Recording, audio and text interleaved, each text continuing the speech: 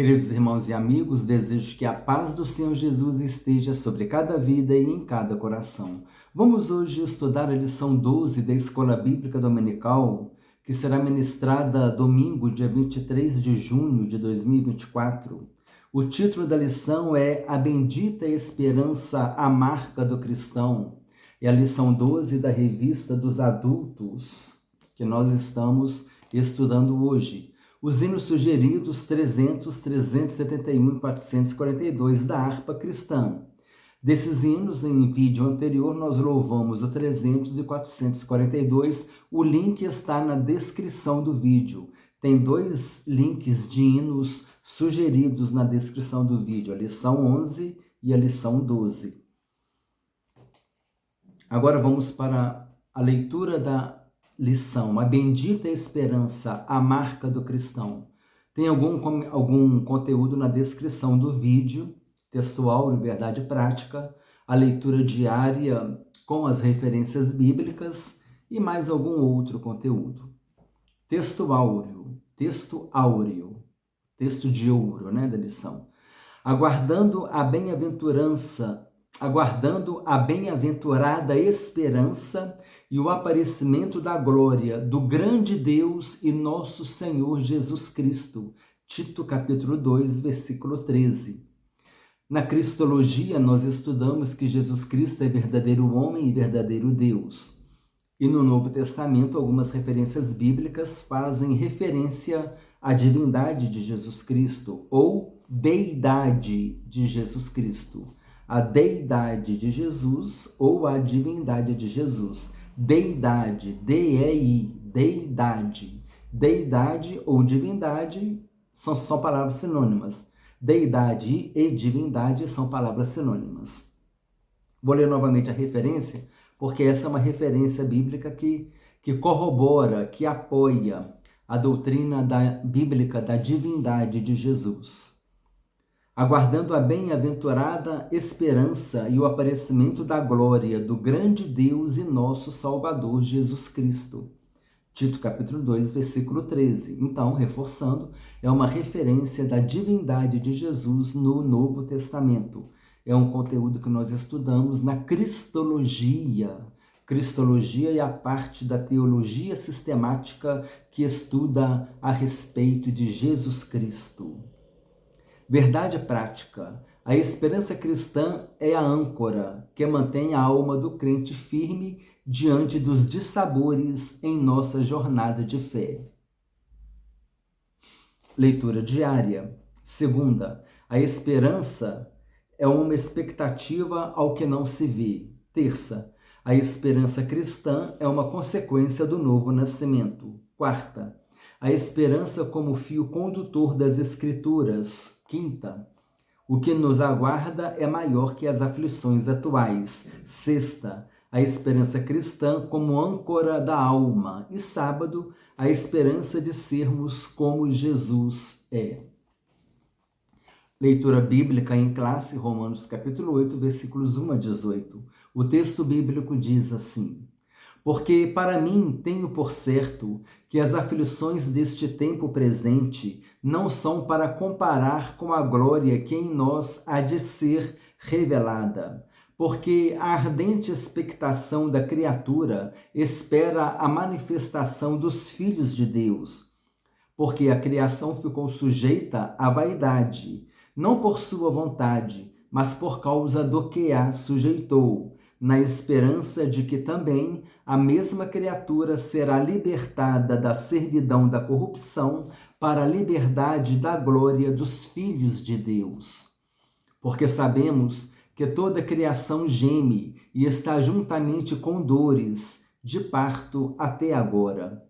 E não só ela, mas nós mesmos, que temos as primícias do Espírito, também gememos em nós mesmos, esperando a adoção, a saber, a redenção do nosso corpo.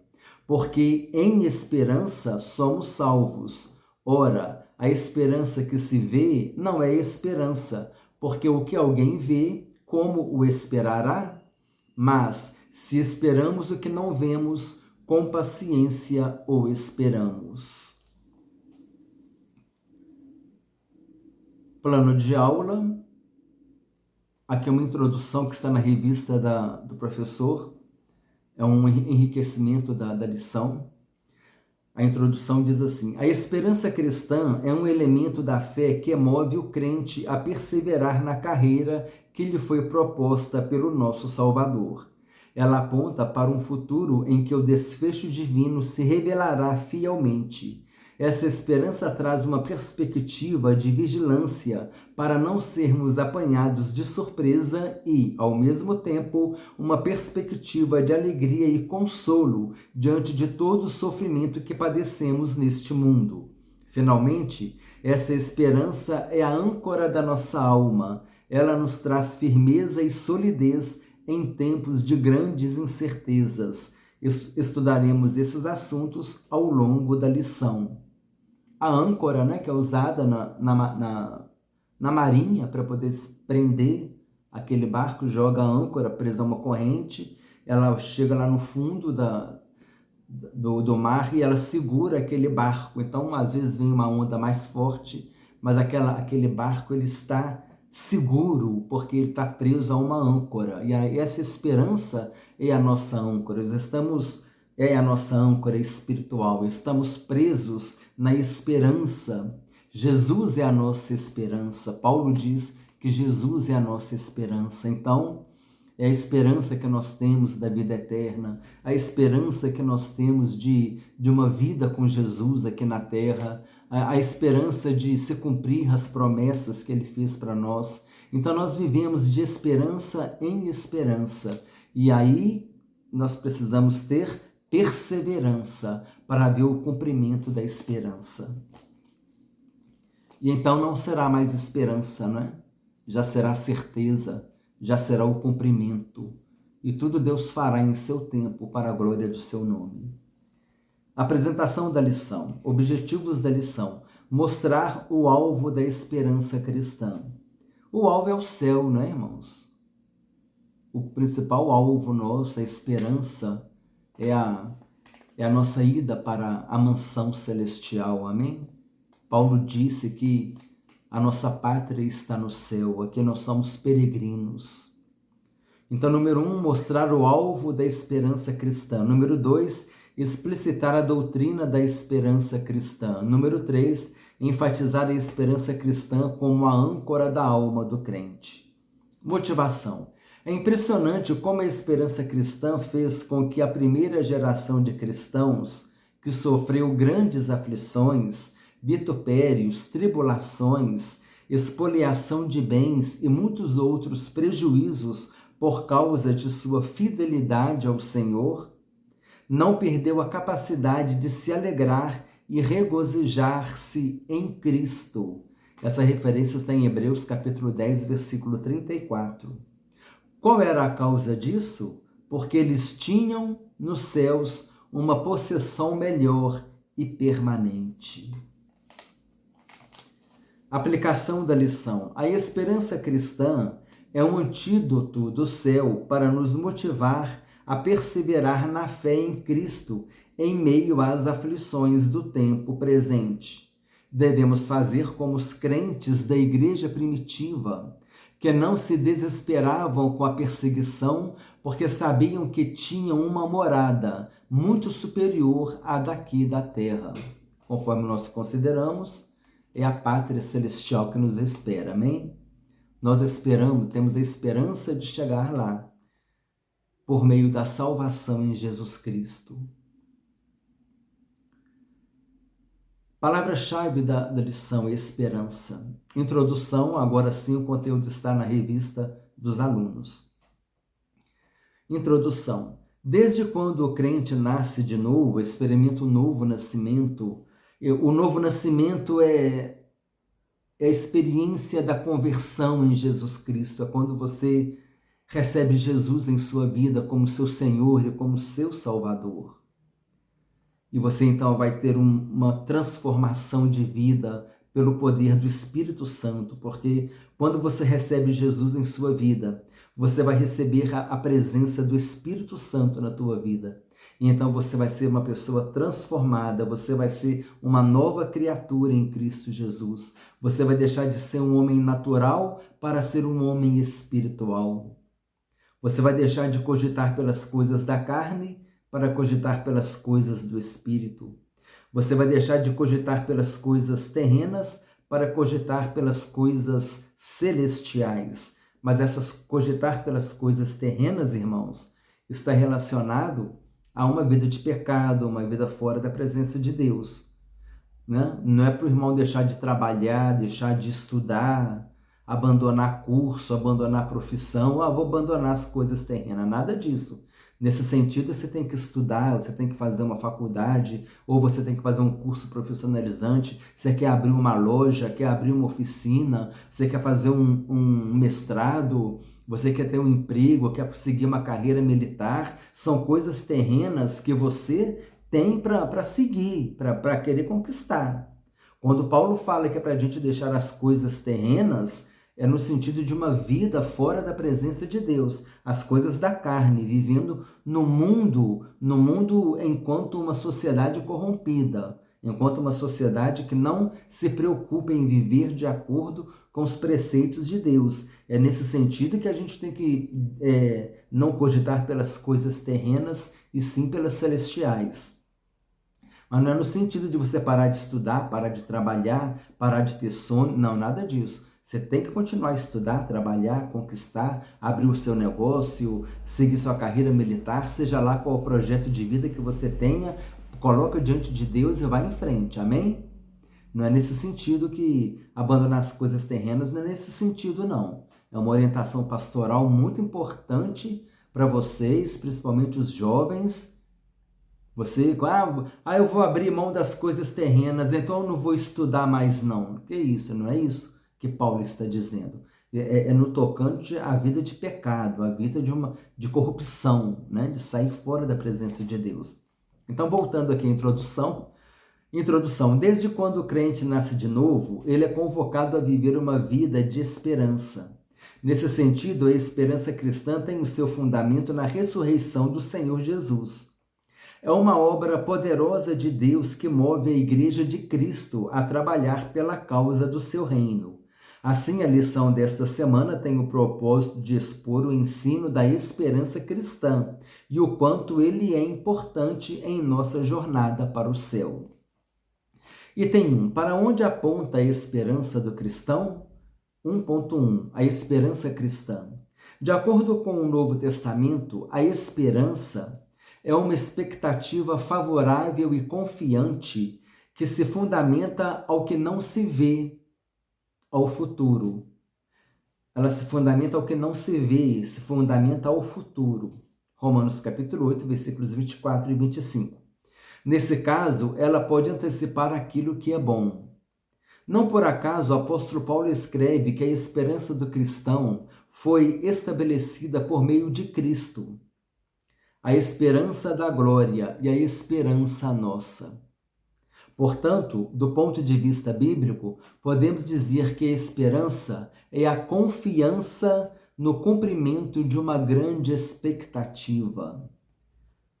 Número 2, 1.2, a esperança nas cartas do apóstolo Paulo. Muito interessante, o apóstolo Paulo, nesse tópico, ele faz referências à esperança a vários textos. Em vários textos. O assunto da esperança cristã está bem presente nas cartas apostólicas de Paulo. Nelas percebemos a esperança na ressurreição dos mortos em Cristo. Em Tessalonicenses capítulo 4, versículos 13 e 14. A esperança do cumprimento da promessa, a esperança da justiça, a esperança do evangelho, a esperança do arrebatamento da igreja, a esperança da vocação, a esperança da vida eterna e, finalmente, a esperança do aparecimento da glória de Deus e do Senhor Jesus Cristo. Na primeira carta de Paulo aos Coríntios, a esperança aparece como a segunda virtude mencionada ali. Então, aqui na primeira carta de Paulo aos Coríntios, a esperança aparece como a segunda virtude mencionada ali. 1 Coríntios, capítulo 13, versículo 13. 1.3. Deus, o autor da esperança. Essa esperança é uma consequência do novo nascimento em Cristo Jesus, de modo que esse processo envolve uma obra plenamente sobrenatural, espiritual. Por isso, Deus é o autor da nossa esperança, conforme o apóstolo Paulo mostra em sua carta. Romanos capítulo 15, versículo 13. Logo, por meio dessa viva esperança, estamos prontos para suportar perseverantemente todos os dissabores ao longo da nossa jornada ao céu. Aquilo que eu falei. Com perseverança nós mantemos a esperança.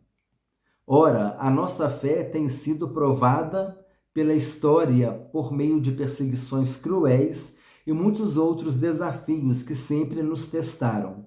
Entretanto, a Igreja de Cristo nunca sucumbiu a eles, sempre prosperou e floresceu por causa de uma esperança gloriosa que nunca puderam tirar de nós a confiança na vida eterna com Deus. Sinopse 1, sinopse é um breve resumo. Sinopse 1, a esperança cristã que tem Deus como seu autor aponta para o porvir, uma gloriosa realidade. Porvir é o tempo futuro, é o tempo que está por vir. Agora um texto, o auxílio teológico, que está na revista dos professores, A Esperança do Crente. Deus é revelado na Bíblia como o Deus da esperança que nos outorga paz e alegria à medida que confiamos nele. A garantia da esperança do crente é dupla: o amor de Deus, que enviou Jesus para morrer em nosso lugar, e os atos poderosos do Espírito Santo, que nos levam a abundar em esperança pela virtude do Espírito Santo. Dessa maneira, o Espírito Santo que nos batiza e nos dá a sua plenitude é o penhor, a primeira prestação de nossa herança. Paulo também nos mostra que a nossa esperança não é incerta. É tão segura quanto qualquer coisa que possuímos. O único motivo por que a promessa da nossa ressurreição, do nosso corpo glorificado, do nosso reinar com Cristo e do nosso futuro eterno é chamada esperança, é porque ainda não o alcançamos.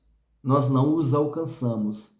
Essa esperança, porém, nunca nos decepcionará, nem nos envergonhará por termos confiado nela, porque ela é mantida viva e demonstrada como verdadeira pelo amor de Deus que o Espírito Santo derramou em nosso coração. Número 2, a perspectiva escatológica da esperança cristã. A Bíblia focaliza o futuro. A história da criação se inicia com Deus. O primeiro livro da Bíblia, Gênesis, nos revela isso. Infelizmente, ao se desdobrar os acontecimentos no início de Gênesis, ao se desdobrar os acontecimentos do início de Gênesis, o pecado provocou desarmonia na criação. Entretanto, Deus age para que tudo volte a ser perfeito, equilibrado e harmônico. Isso que o apóstolo Paulo revela a partir da menção que faz à abrangência cósmica da morte de Jesus Cristo. Essa promessa originou no Éden, com o descendente da mulher, e se revela hoje por meio de Cristo, como fio condutor das Sagradas Escrituras. A esperança no porvir traz consolo e alegria ao crente. Esperança no porvir é esperança no futuro. O tempo por vir, o futuro, né? A doutrina das últimas coisas, denominada de escatologia, estuda as coisas futuras. Muitos vivem com medo do futuro, do que pode acontecer com eles, mas os cristãos se consolam e se alegram no que a Bíblia diz a respeito do futuro.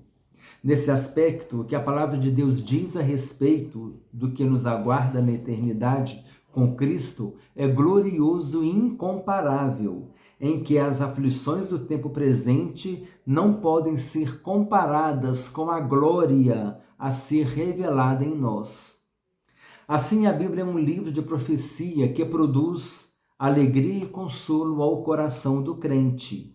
Nela, encontramos um Deus soberano que governa as nossas vidas e age em favor de seu povo.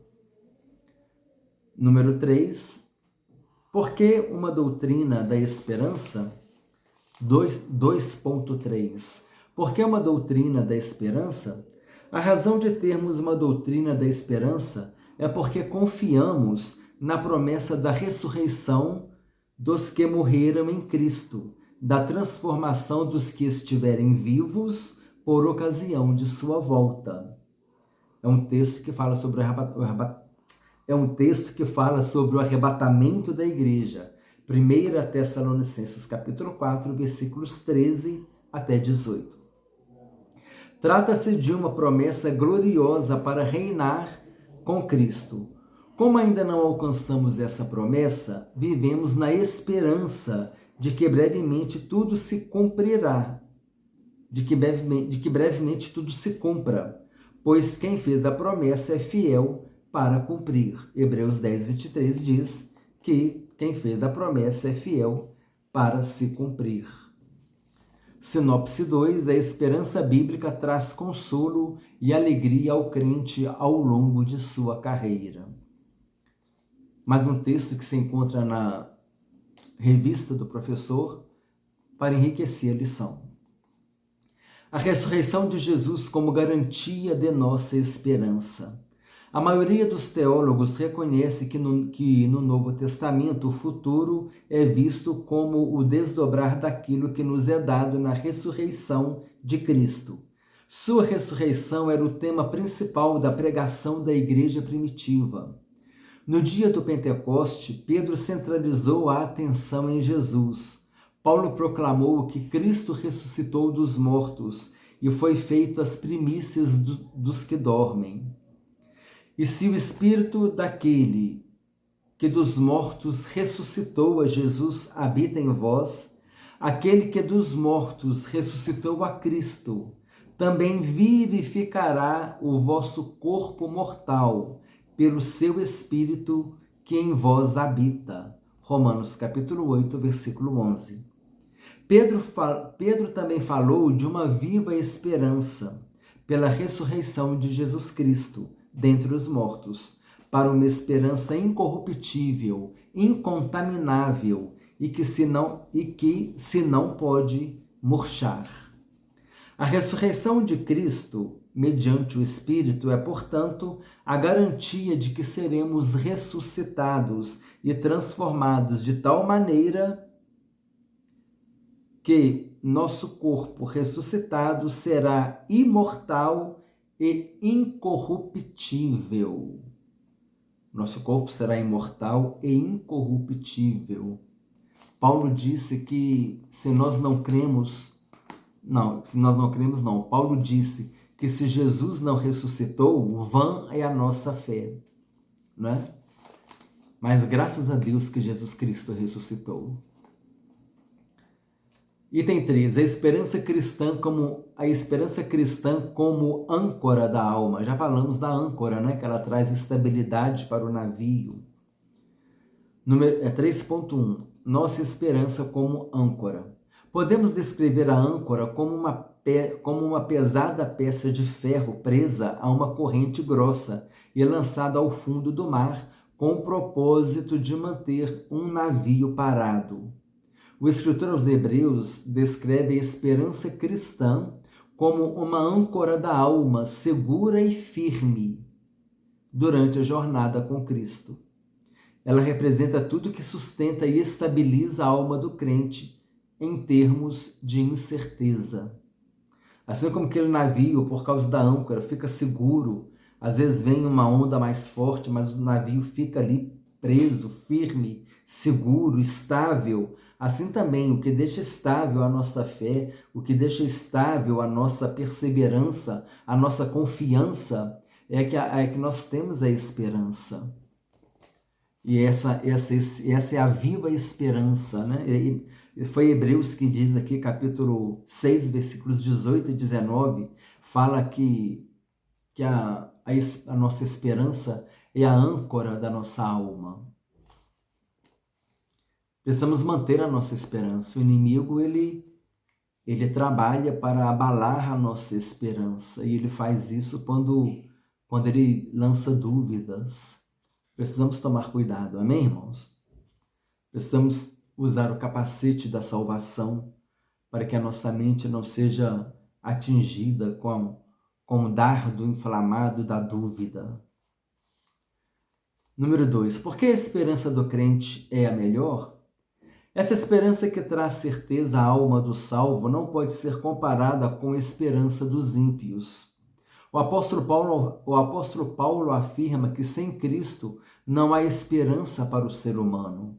Dessa forma, trata-se de uma esperança vã. Por consequência, há diversas esperanças presentes na cultura humana. Por exemplo, há religiões que expressam sua esperança em uma história cíclica, como o hinduísmo, em que a vida é vista de acordo com o ciclo do nascimento, morte e reencarnação.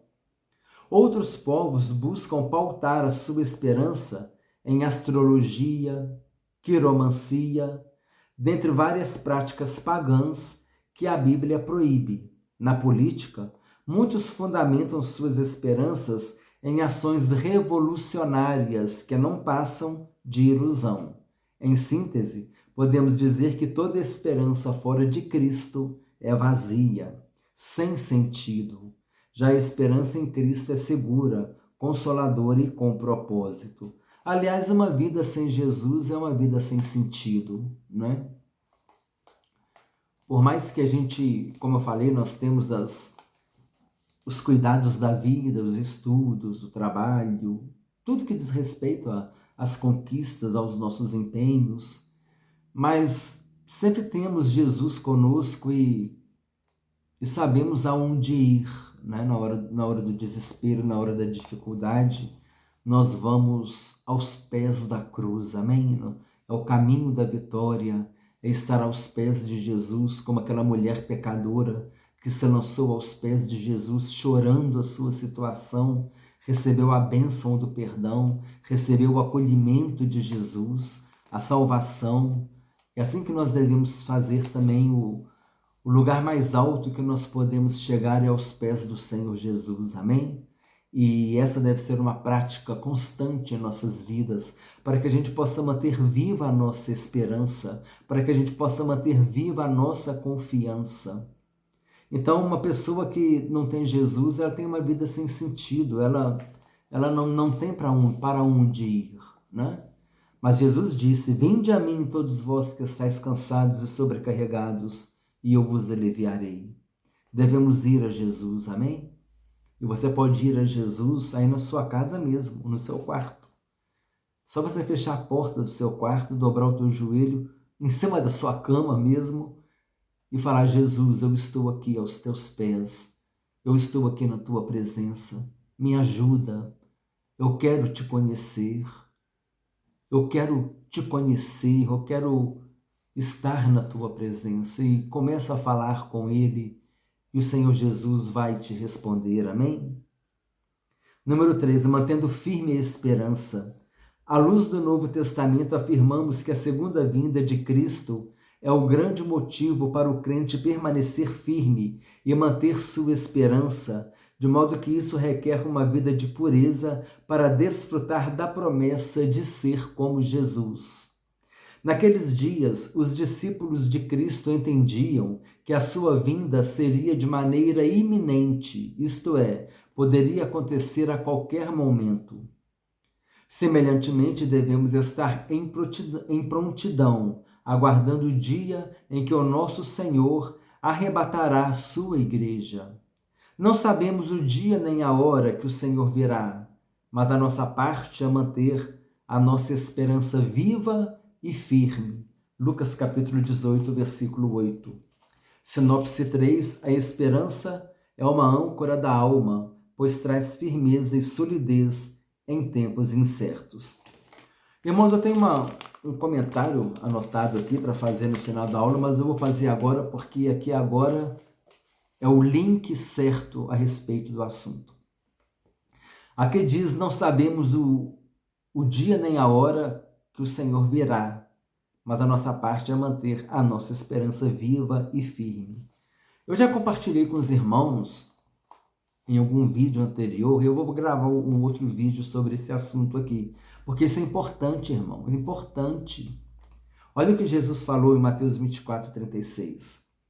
Mas a respeito daquele dia e hora, ninguém sabe, nem os anjos dos céus, nem o Filho, senão o Pai. Aí, hoje nós vemos pregadores dizendo, porque nem Jesus sabe o dia que ele vem, só o Pai. Irmãos, está errado isso. Pregar isso, falar isso numa pregação, é um furo.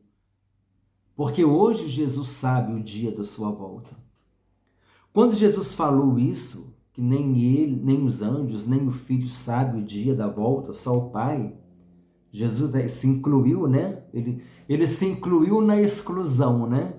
Nem ele nem os anjos sabiam, só o Pai.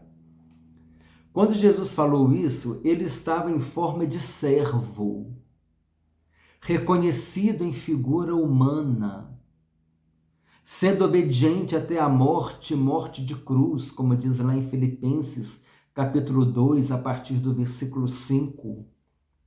Jesus ainda passaria pelo Calvário, ele ainda daria o grito, tetelestai, né? Está consumado. Jesus estava na sua humanidade, como homem, como servo, reconhecido em figura humana. Então Jesus realmente, naquele momento, ele não sabia falar a respeito do dia e nem da hora. Mas depois que Jesus ressuscitou, ele disse, lá em Mateus, capítulo 28, versículo 18, da grande comissão, ele disse assim, o texto da grande comissão, ele disse assim, toda a autoridade me foi dada no céu e na terra. Jesus tem toda a autoridade, ele foi elevado aos céus. Hebreus disse que depois de ele ter feito a obra, né, da salvação, ele assentou-se à destra da majestade. Hoje Jesus ele está sentado à direita de Deus, hoje ele está ali como Deus, com toda a autoridade no céu e na terra. Então ele tem autoridade hoje para saber o dia de sua volta. E Pedro diz que não retarda o Senhor a sua vinda, como muitos a julgam demorada. Mas ele retarda a vinda dele para quê? Qual é a intenção de Jesus? Eu estou dando mais um tempo para que as pessoas se convertam, não é? Porque como nós lemos na lição, a volta de Jesus é iminente. Iminente é algo que está prestes a acontecer, como nós lemos aqui, né? A vinda de Jesus seria iminente, isto é, poderia acontecer a qualquer momento. Nada segura. Só tem uma coisa, irmãos, que segura a volta de Jesus hoje. Sabe o que é? É a misericórdia dele. É ele dar mais um tempo. Já estou eu começando a pregar. É ele dar mais um tempo para que as pessoas se arrependam. Quando eu era jovem, o tempo passa, né, irmãos? Quando eu era jovem, em certo evento, eu fiquei tão feliz com aquilo que o pastor perguntou assim, quem quer que Jesus volta hoje? Todo mundo levantou a mão. Eu quero que Jesus volte hoje, eu quero. Eu falei, eu não quero que Jesus volte hoje, porque a minha família precisa ser salva. Aí o pastor falou, você quer que você volte hoje e a sua família é salva? Irmãos, eu fiquei tão feliz com aquilo, que hoje fica, eu quero que Jesus volte hoje, e o teu filho está salvo? E a tua mãe, teu irmão, teu pai, teu sobrinho, teu avô, o teu amigo, teu namorado, o teu noivo, sua família, estão salvos? Tem noção do que é se Jesus voltar agora? Devemos amar a vinda de Jesus, mas devemos, Jesus, eu quero que a minha família vá comigo, eu quero que os meus amigos vão comigo. Você acha que a tua família, que talvez o teu irmão, a tua irmã, o teu pai, a tua mãe, o teu sobrinho, o teu neto, ou seja, outra pessoa que você goste muito, você sabe se ela vai suportar o jugo do anticristo aqui na terra durante 7 anos? Que se ela receber a marca da besta, ela estará condenada, porque a Bíblia diz que aqueles que receberam a marca da besta foram lançados no inferno, foram lançados no lago de fogo, melhor dizendo. O inferno e a morte foram lançados no lago de fogo. A saber, esta é a segunda morte, o lago de fogo. Então isso é muito sério, essa questão da volta de Jesus. Ele fala assim, Jesus, eu quero que o Senhor volte, mas eu quero ver a salvação dos meus. Eu quero ver a salvação daqueles que eu amo, daqueles que eu quero que estejam comigo no céu. Então, aquele testemunho daquele evento, quando eu era jovem, né? Novo convertido, talvez não tivesse nem 2 anos de novo convertido, aquele pastor perguntou se queria que Jesus voltasse hoje, todo mundo gritando que queria, e ele perguntou, eu falei que não, eu pensei, né, dentro de mim, eu falei, não quero não, minha família não está salva ainda. Aí depois ele perguntou, e a sua família está salva? Quer dizer, eu louvei a Deus por aquele momento. Para Jesus vai salvar, né, a família, os amigos, as pessoas que estão conosco. Queremos ver as pessoas salvas no Senhor Jesus Cristo, amém?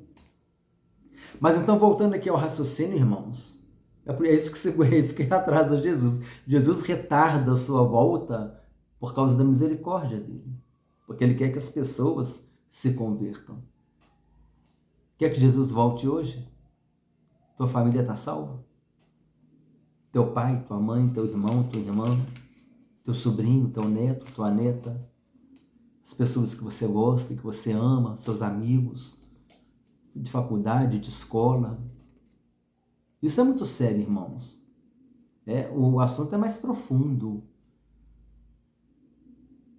A Bíblia diz grande tribulação. Jesus disse grande tribulação que jamais aconteceu na terra. A gente vê nos livros de história aquela grande tribulação na Segunda Guerra Mundial, quanto sofrimento. A gente vê tribulação hoje nessas guerras que acontecem lá no Oriente Médio, ali na África também acontecem conflitos, pessoas, você vê às vezes crianças esqueléticas, que você conta os ossos dela, de tanta magreza, de fome, e isso não chega nem aos pés da grande tribulação, meu irmão. Isso não chega nem aos pés da grande tribulação. Jesus disse que é uma grande tribulação que jamais se viu na terra. E se o meu filho estiver na grande tribulação? E se o meu irmão estiver na grande tribulação? E se o meu pai estiver na grande tribulação? E se aquela pessoa que eu gosto, aquela pessoa do serviço, da faculdade, da escola, do condomínio, de onde você mora, aquele vizinho que você tanto tem prazer e alegria nele, em conversar com ele, será que essas pessoas vão suportar a grande tribulação? Precisamos orar para que haja grande número de conversão, amém? Em nome de Jesus. Mas então, irmãos, voltando aqui, Jesus hoje, ele sabe o dia de sua volta. Hoje nós não devemos pregar. Nem Jesus sabe o dia de sua volta. Ele não sabia naquele contexto, como um homem. Ainda ia passar pela cruz ainda. Depois que ele ressuscitou e disse, toda a autoridade me foi dada no céu e na terra, hoje Jesus, ele sabe o dia de sua volta, amém? Conclusão, lutas de sabores, provações, morte, dentre outras coisas, o salvo em Cristo poderá enfrentar tudo isso firmado na esperança verdadeira, que é Cristo Jesus, nosso Senhor. Assim seguiremos a nossa jornada sem temor e sem perder a fé. A história testemunhou que o cristianismo cresceu e prosperou porque os cristãos entenderam que essa vida é provisória, sendo apenas uma parte de um todo muito maior, a eternidade com Cristo. Portanto, mantenhamos firme a confissão da nossa esperança, pois o que prometeu é fiel. Hebreus capítulo 10, 23. As 5 perguntinhas e respostas. Revisando o conteúdo. Número 1. De acordo com a lição e do ponto de vista bíblico, o que é esperança? Do ponto de vista bíblico, podemos dizer que a esperança é a confiança no cumprimento de uma grande expectativa. Número 2. Diante da viva esperança, para que estamos prontos? Estamos prontos para suportar perseverantemente todos os dissabores ao longo da nossa jornada ao céu. Número 3. Que tipo de livro a Bíblia é? A Bíblia é um livro de profecia que produz alegria e consolo ao coração do crente. Nela encontramos um Deus soberano que governa as nossas vidas e age em favor de seu povo. Número 4. Por que temos uma doutrina da esperança? A razão de termos uma doutrina da esperança é porque confiamos na promessa da ressurreição dos que morreram em Cristo, da transformação dos que estiverem vivos por ocasião da sua volta. Número 5. À luz do Novo Testamento, o que podemos afirmar quanto à esperança cristã? À luz do Novo Testamento, afirmamos que a segunda vinda de Cristo é o grande motivo para o crente permanecer firme e manter sua esperança, de modo que isso requer uma vida de pureza para desfrutar da promessa de ser como Jesus é. Vocabulário. Palavra cósmica. Esfera que representa o planeta Terra, o globo terrestre, o mundo. Nós vimos aqui a aplicação dessa palavra, né? Quando diz aqui, isso que o apóstolo Paulo revela a partir da menção que faz a abrangência cósmica da morte de Jesus. Olha só. Está aqui no item 2.1. Efésios 1:10, falando abrangência cósmica, quer dizer, abrangência de todo o globo terrestre, de todo o mundo. É nessa perspectiva que está aplicada a palavra cósmica aqui, que poderia também ser aplicada no sentido de universo, né? Mas a palavra cósmica aqui, relacionado com cosmos, do grego, né? Poderia ser mais aplicado ao mundo, né? A uma coisa organizada, mais aqui no nosso planeta. Mas essa visão, a salvação de Jesus, ela é cósmica. Por quê? Porque ela abrange o mundo inteiro. Jesus morreu para que homens e mulheres de todos os povos, tribos, línguas e nações, como diz Apocalipse, que estarão diante do trono, adorando a Deus e adorando o Cordeiro. Amém? Homens e mulheres de todos os povos, tribos, línguas e nações. Deus, ele não faz acepção de pessoas. Deus, ele predestinou a humanidade para a salvação, mas cada um faz a sua escolha. É o que nós aqui consideramos também em vídeo anterior. Você é o responsável pelo seu destino eterno. Se você quer ir para o céu, só tem um caminho. Jesus disse, eu sou o caminho, a verdade e a vida. Ninguém vem ao Pai senão por mim. Somente Jesus nos leva ao céu. Foi ele que morreu na cruz para nos salvar, ressuscitou, prometeu que vai nos ressuscitar e nos levar para o céu, para vivermos para sempre com ele. Mas se você rejeita Jesus, você rejeita o perdão e a salvação de Deus. E isso é uma decisão sua. Saiba que há consequência. Aquele que crer e for batizado será salvo. Quem não crer será condenado. Cada decisão tem uma consequência. Tome a melhor decisão. Receba Jesus em tua vida como teu único Senhor e suficiente Salvador. Ele disse, eu vim para que todos tenham vida e todos tenham vida em abundância. E ele também disse, para as minhas ovelhas eu dou a vida eterna. Desejo que Deus te abençoe ricamente, em nome do Senhor Jesus Cristo.